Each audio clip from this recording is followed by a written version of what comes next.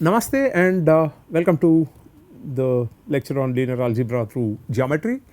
In the last few lectures we have been discussing 3-dimension vectors in 3-dimension, transformations of vectors in 3-dimension and determinant of 3 by 3 matrix and so on. Towards the end of the last class we kind of had a question where it says, like how we did in 2-dimension, where we had transformations for which there were vectors whose direction did not get changed, but the vector just got scaled. That means there was there was no reorientation of the vector. For example, if in 2D, if you may recall, we took the simple matrix 2 1 1 2 and we figured out that the vector 1 1 and the vector 1 minus 1 did not get reoriented at all. All that the matrix could do to this, or the transformation could do to this pair of vectors, was just to scale them. So the question naturally that we have now in 3-dimension also is the same. Do we have certain vectors for transformations which do not undergo a direction change? That means those vectors which only get scaled. So do the transformations have such vectors? Do we have the concept of eigenvalues and eigenvectors in 3-dimension too? That is a question that we are going to answer in this lecture. And of course we can always say that, look, you take any 3 by 3 matrix transformation in 3D, the 0 vector is going to get mapped to the 0 vector only.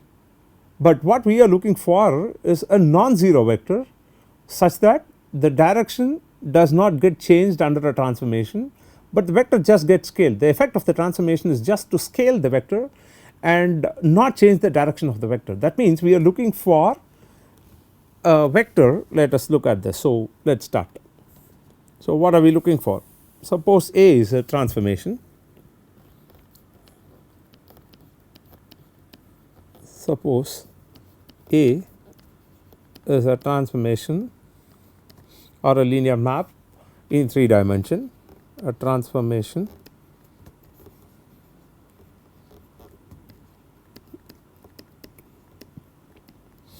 such that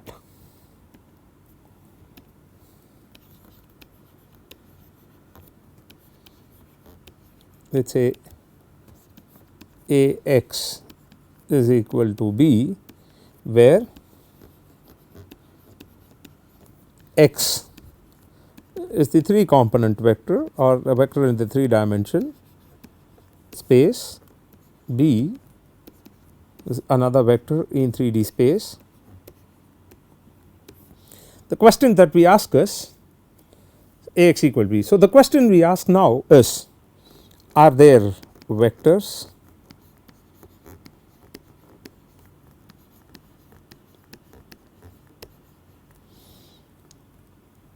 let us say vector or vectors, let us put it this way, vector or vectors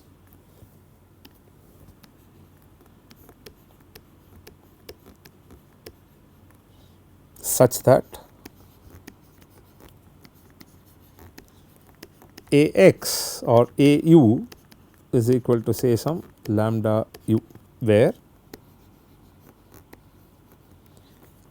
lambda is a scaling factor.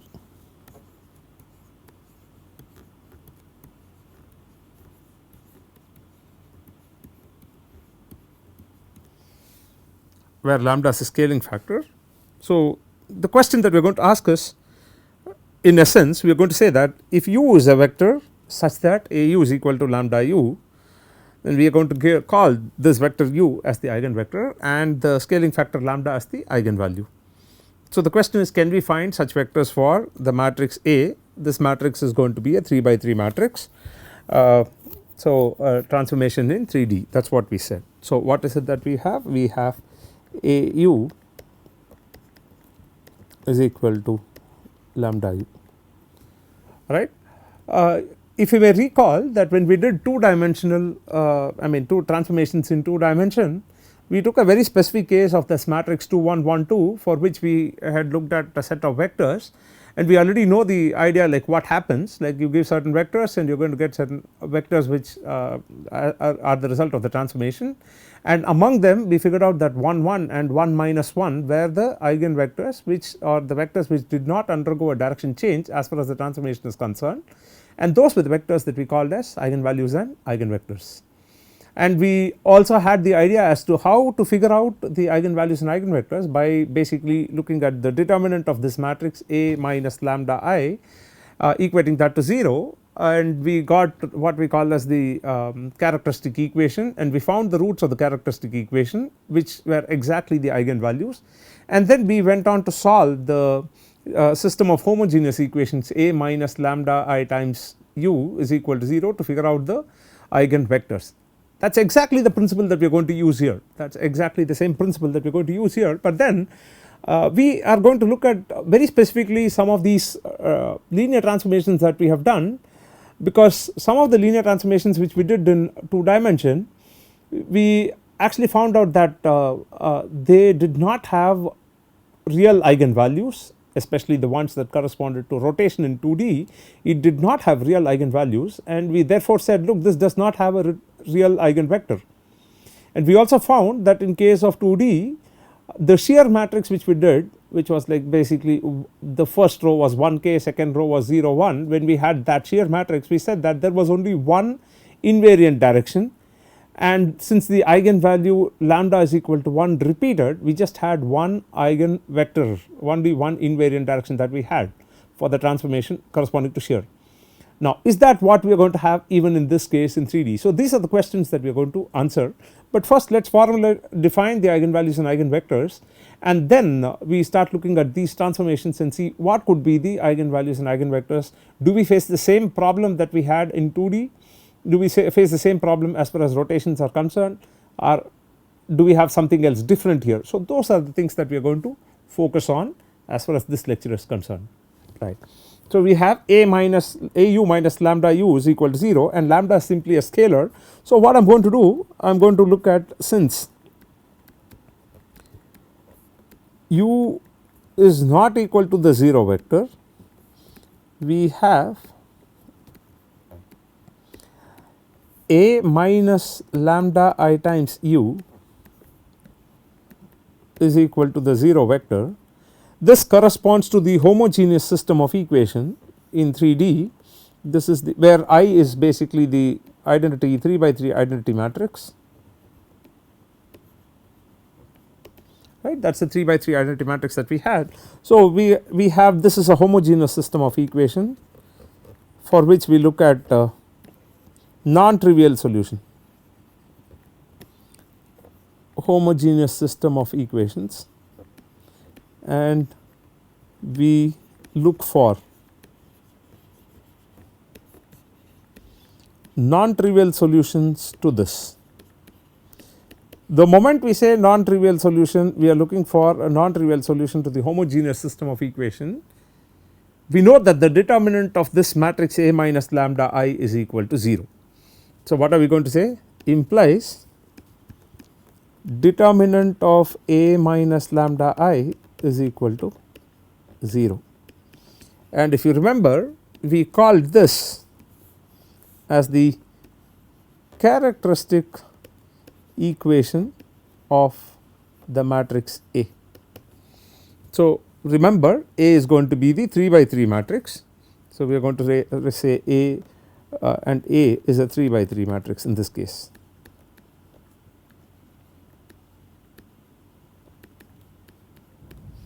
Right. Now, if you look at this A minus lambda I, we are going to have something interesting here. What is that? Let us do that. So, determinant of A minus lambda I is basically determinant of this matrix. Let us say A11 minus lambda, A12, A13, A21, A22 minus lambda, A23, A31, A32, A33 minus lambda, we are going to have the determinant of this matrix to be equal to 0. Very clearly we can see that the characteristic equation is going to be a cubic equation. The characteristic equation is a cubic equation.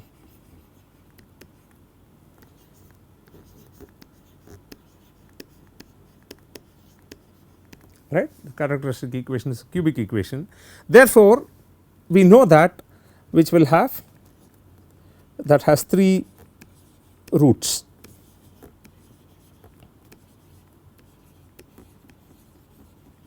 Now, the most important thing to understand here is, since this characteristic equation has 3 roots, we have something very interesting happening here. What is that?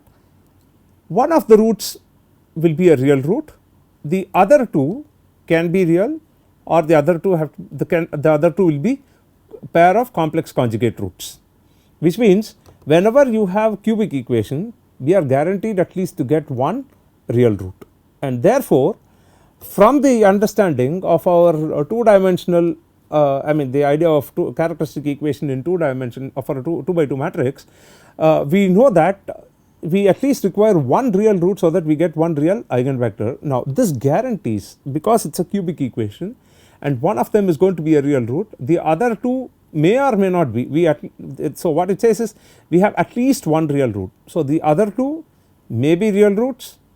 If real roots, both will be real roots, else both of them will be complex roots. That means they will be complex conjugate, they will be occurring as complex conjugate pairs, which means that will give rise to complex eigenvector, but what we are looking is for real eigenvalue and real eigenvector. Therefore, this assures that we at least have one real eigenvalue and real eigenvector, right.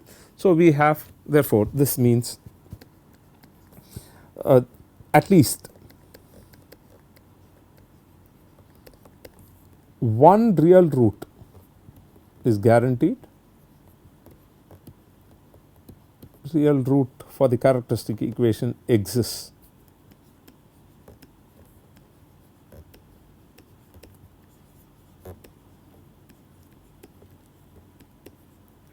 At least one real root for the characteristic equation exists. That guarantees us that there is at least one real eigenvector for a transformation in 3 dimensions. So, that is what we have, which implies at least one real eigenvector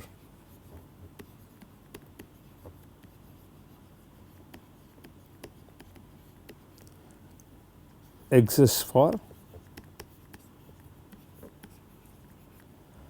a transformation in 3D or a linear map in 3D.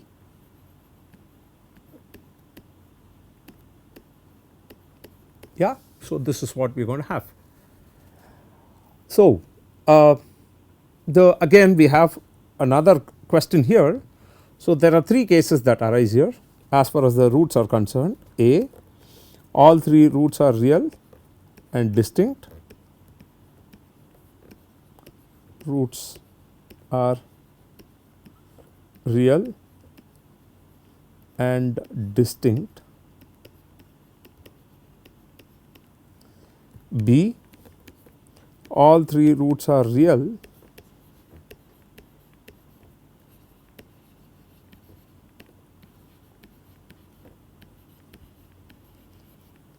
and repeated roots. That means at least one value repeats twice, or all 3 values could be the same. The third one, one real root and 2 complex conjugate pairs, 2 complex roots occurring as complex conjugate pairs.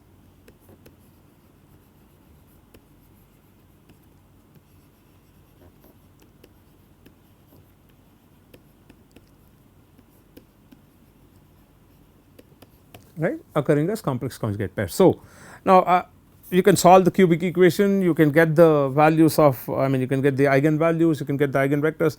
We will see this in detail in the next module that we are going to study, but what is the focus of this module is that we are going to pick certain specific linear transformations which you have studied in the past, which is going to be something like reflection and rotation, and see what is going to happen here as far as the real I mean, do we have very real eigenvalues, do we have eigenvectors which are real?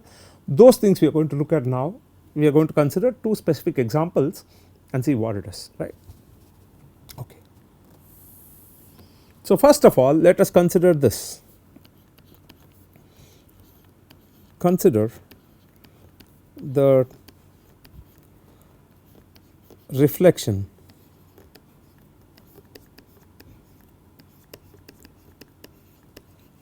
of a vector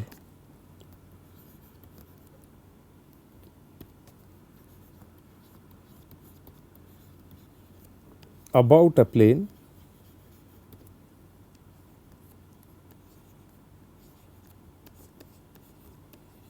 passing through the origin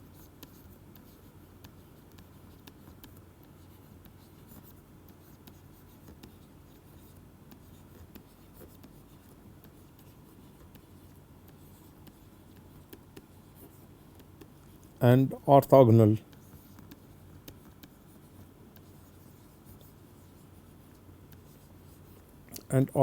to the vector u.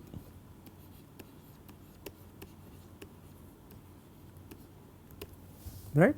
So, this is what we called as if you had seen the previous lectures, we would have used the notation r pi, right, saying it is reflection about a plane pi which is passing through the origin and orthogonal to the vector u, right. So, of a plane pi. Now, let us again just draw this, let us look at this and try to understand what we are trying to do. So, assume that this is the plane pi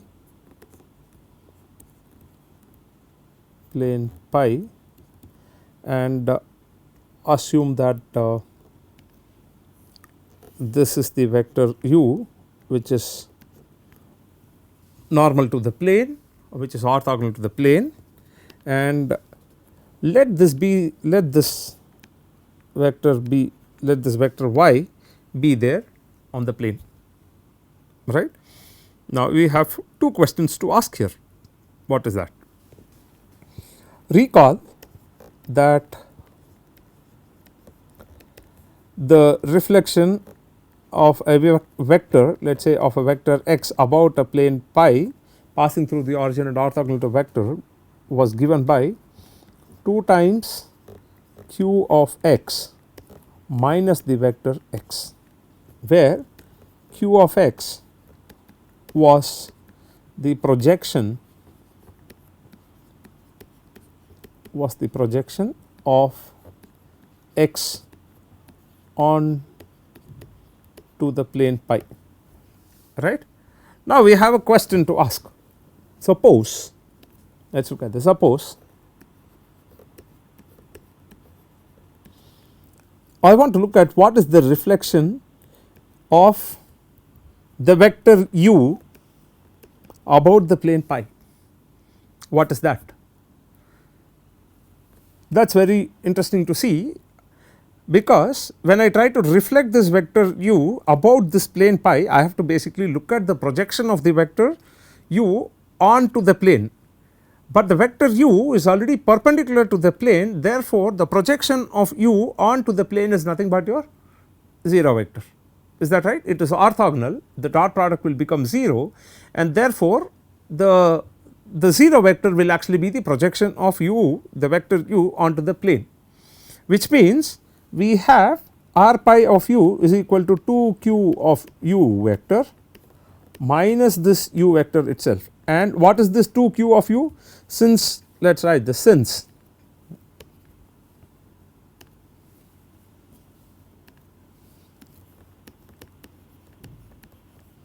u is orthogonal to pi,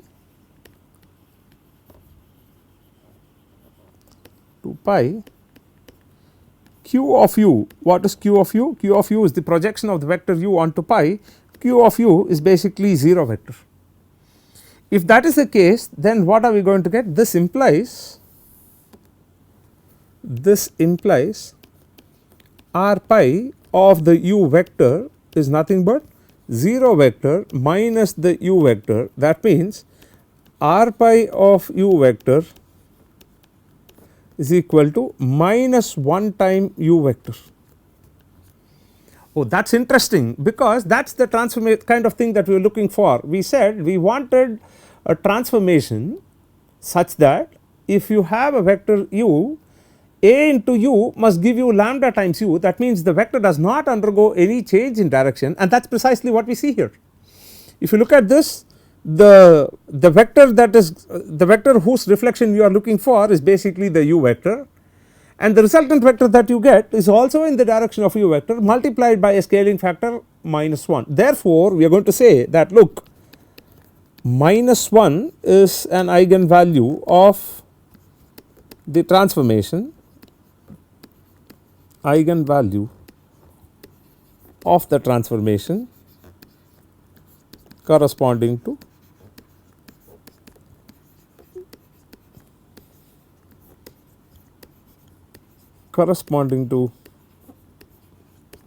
reflection about a plane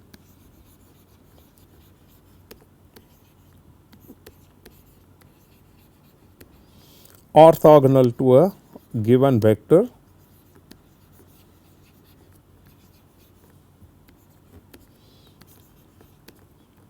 to, let us say, a given vector u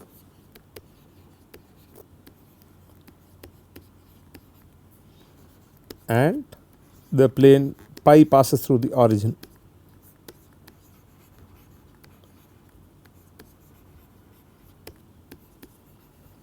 Yeah. So, straight away proper reasoning itself has, I mean, logical reasoning itself has given us directly the eigenvalue and the eigenvector for the reflection matrix or the reflection transformation about a plane passing through the origin and orthogonal to a vector u. Now, let us look at one more case. What is that? Let us look at r pi. Let us basically look at a vector which is already there on the plane, right. Let vector y be a vector on the plane pi.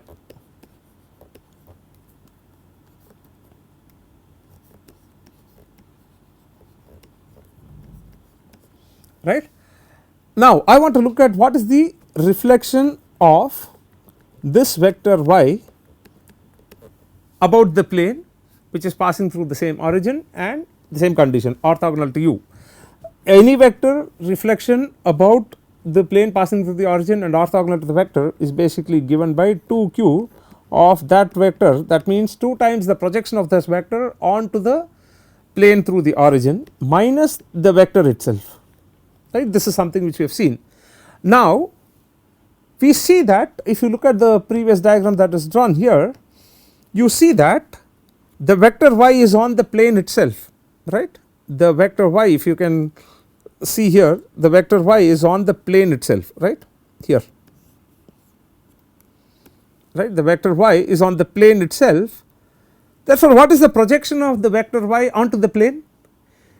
The projection of a vector which is already there in the plane, the projection of that vector onto the plane is the vector itself, right.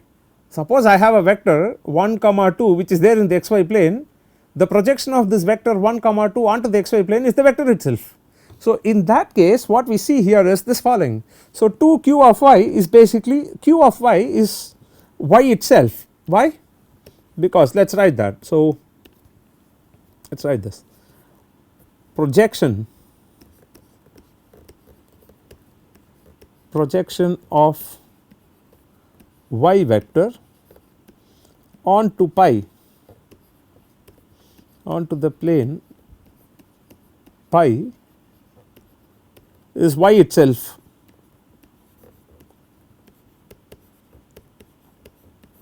Because y is a vector on the plane, y is in the plane itself, in the plane pi. Therefore, what is r pi of y? R pi of y is nothing but 2 times y minus the y vector, which is equal to y vector itself.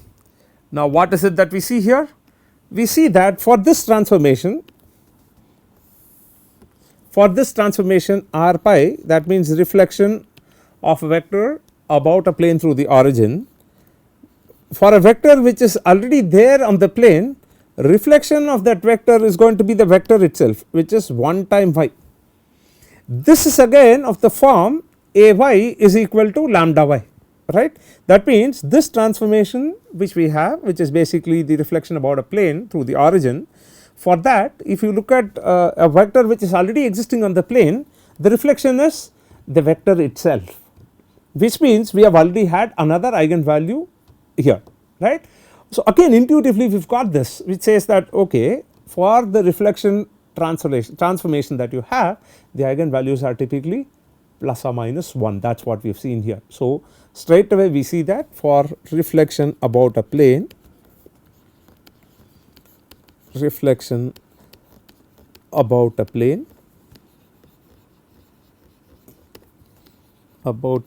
pi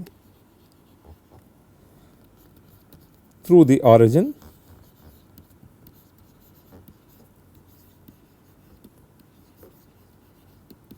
the eigenvalues are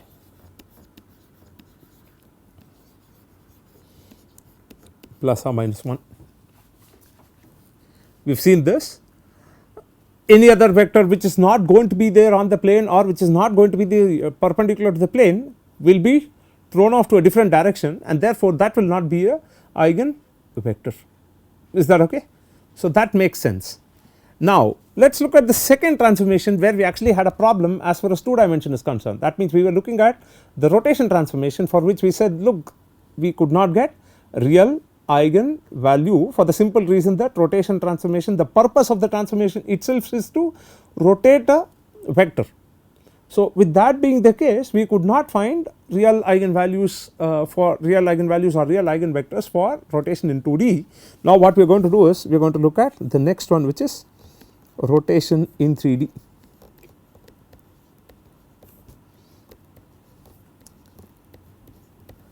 Recall or remember, when we did rotation in 3D, we had these things where we said rotation by an angle theta about the E1 axis, rotation by an angle theta about E2 axis, and rotation by an angle theta about the E3 axis. This is something which we had, and the corresponding matrix basically were these things: 1 0 0 0 0 cos theta minus sin theta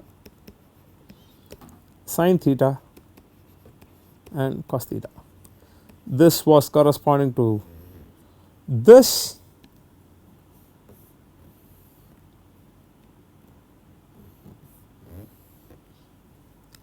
okay, let me, okay, we had this r theta E2 about E2 axis was this 0 1 0 0 1 0 cos theta sin theta minus sin theta cos theta, and we had the rotation about the E3 axis, which was 0, which was basically the following: 0 0 1 0 0 1 cos theta sin theta minus sin theta cos theta. Now, again let us develop some intuitive sense here. If you look at all these three matrices, there is at least one direction which is fixed, that is the direction about which we are rotating the, we are doing the rotation, right. For example, when I say r theta E1, it corresponds to rotating about the E1 axis, and we are going to rotate on in the E2 basically the x2 x3 plane. When I say r theta E2, it means I am going to rotate about the E2 axis, and the rotation is going to happen in E1 E3 plane or x1 x3 plane, and rotation by theta in E3, I mean about E3 is basically rotation about the x3 axis, and the rotation is going to happen in x1 x2 plane, which means in all these cases the coordinate the axis about which you are going to rotate, it is actually fixed, which means that direction is going to be an invariant direction for rotation transformation. So, let us just take an example. Let us consider this r theta about E1 axis. So, what was it that we had? We had the matrix which was 1 0 0 0 0 cos theta sin theta minus sin theta cos theta, and let us take the vector x to be 3 4 and 5, or let us say 3 0 0, let us take it as 3 0 0, let us see what happens, right. Now, what am I going to do? I am going to do r theta E1, it is going to act on this vector 3 0 0, let us see what do we get here. What is that? This is 1 0 0 0 cos theta minus sin theta 0 sin theta cos theta into 3 0 0. Now, what is the resultant that we are going to get? The result that we get is 1 into 3 plus 0 into 0 plus 0 into 0, that is 3, 0 into 3 0, cos theta into 0, sin theta into 0, that is 0, 0 into 3 plus sin theta into 0 plus cos theta into 0, that is 0. So, what are we going to get? This is the same as 3 times 1 0 0, which means we already have an eigenvector corresponding to 1 0 0 with the scaling factor or the eigenvalue which is 3 for this particular transformation r theta E1. Therefore, it is very interesting to note that in case of 3 dimensional rotation, we at least have one fixed direction, we at least get one real eigenvalue, which was not the case when we actually did the rotation in 2 dimension. So, what it goes on to say is, in 3 dimension there are certain things which are which happen, which do not happen in 2D, and there are, we have seen in each cases, we have actually in each of the cases that we have looked at, we have actually looked at certain examples where we see a clear distinction between things happening in 2 dimensional space and things happening in 3 dimensional space. Even for example, the idea of eigenvalues and eigenvectors, of course we will learn for any general transformation like n by n linear map we are going to look at later point of time, where we are going to look at invariant subspaces and stuff. So, we will also get back to the idea of eigenvalues and eigenvectors in the next module, where we will try to solve some problems numerically and then see how to get the eigenvalues and eigenvectors. But the general idea behind the topic of eigenvalues and eigenvectors in this module is just to show that there are certain transformations which you could do in 2 dimension, which had certain problems, which had certain properties. For example, when you look at rotation matrix or when you look at rotation transformation in 2D, the rotation transformation, successive rotations basically commuted with each other. That means, if you have to rotate a vector by an angle theta and then by an angle phi, you could actually rotate the vector by an angle phi and then by theta, the net effect is going to be the same. Whereas we found that might not work in 3D for the simple reason that if you try to rotate once by, let us say I am going to rotate by the let us say the x3 axis, the rotation is going to happen along the x1 x2 plane, and the next time I am going to change it to x1 x2, I mean along x2 axis, the rotation is going to be along x2 axis, where the rotation is going to be in the x1 x3 plane. It does not commute. We saw an example where the commutative property of rotation fails in 3 dimension, especially when you are going to do rotations in 2 different directions. In case of R2, when we looked at linear transformations which could result in just what you call scaling of vectors, where we had linear transformations where there were certain vectors which just got scaled and which never had a directional change. We found that there were certain linear transformations like rotation which did not have these invariant direction itself, for the simple reason that the purpose of rotation itself is to reorient the vector. Whereas in case of 3D, when we did when we looked at rotation, the rotation always happened in a plane about a fixed axis is what we were looking at. When we looked at about a fixed axis, since the axis is fixed, the corresponding coordinate is fixed, the corresponding direction is fixed, and therefore for rotation in 3D you could always get an invariant direction which corresponded to that direction about which you were rotating. These are some of the things which actually bring out certain interesting features of transformations in 2 dimension and certain features of transformation in 3 dimension. Now from here, where are we going to do, what are we going to do? Like what we did in 2 dimension, we understood everything in terms of geometry here. The next thing that we are going to do in 3 dimension is basically going to get back to the ideas of solving system of equation, basically looking at Gaussian elimination or Gauss elimination method, where we are going to apply shears to basically get to a lower triangle matrix and basically get into a product of lower triangle matrix and an upper triangle matrix. Basically we will apply shear matrices to get the upper triangle matrix and solve the system of equation. We will try to interpret the idea of consistency when it again comes to when it comes to solving system of equations, and then we are going to again get back to the notion of eigenvalues and eigenvectors and solving in terms of system of equations. So that will form the crux of the next module. So as of now, in this entire module that we have gone through, we have studied the idea of linear transformations. So this is basically the summary for the entire module that we had for this week. So the summary is that we studied linear maps or linear transformations in 3D, linear transformations in 3D, and what are the transformations we studied. We looked at rotations. The first one that we saw was scaling, and we saw how scaling affected the volume.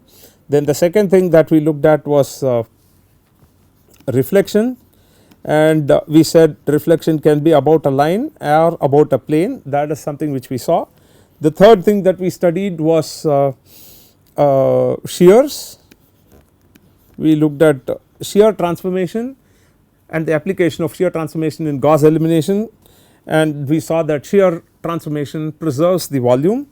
The fourth one that we saw was rotation transformation, where we said we looked at the rotation about reference axis, but in a plane. And we also looked at the properties of rotation, saying that okay, if you are going to rotate about 2 different axes successively, the rotations or the rotation operation or rotation transformation do not commute. That is something which we saw. And post this we started looking at the idea of determinants of the matrix. The next topic that we looked at after linear transformation was basically the idea of determinants. So we looked at the idea of determinant of a matrix, and we told that the determinant of a matrix A, which is a 3 by 3 matrix, we said that this determinant was equal to the volume of a parallelepiped.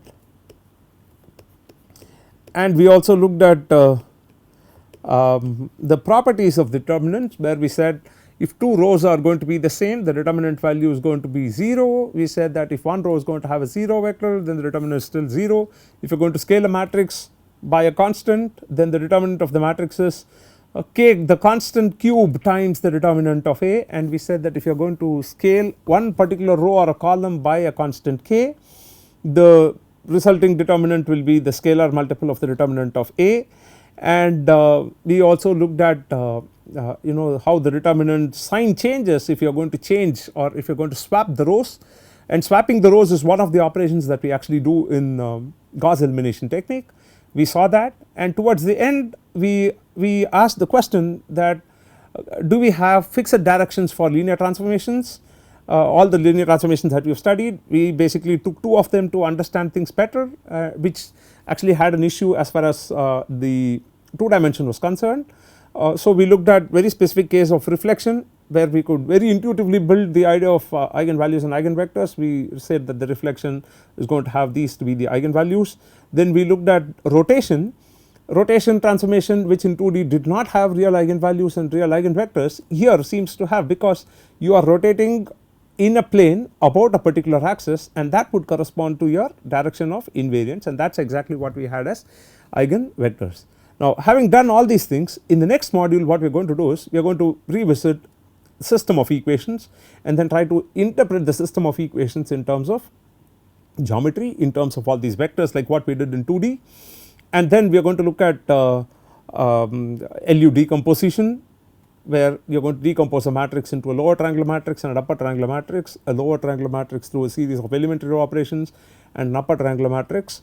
And then we are going to look at the idea of least squares, the idea of Gram-Schmidt orthonormalization procedure that we are going to look at, and finally we are going to revisit eigenvalues and eigenvectors there to figure out the values mathematically in terms of its equations and stuff. So that is what will be the agenda for the next module.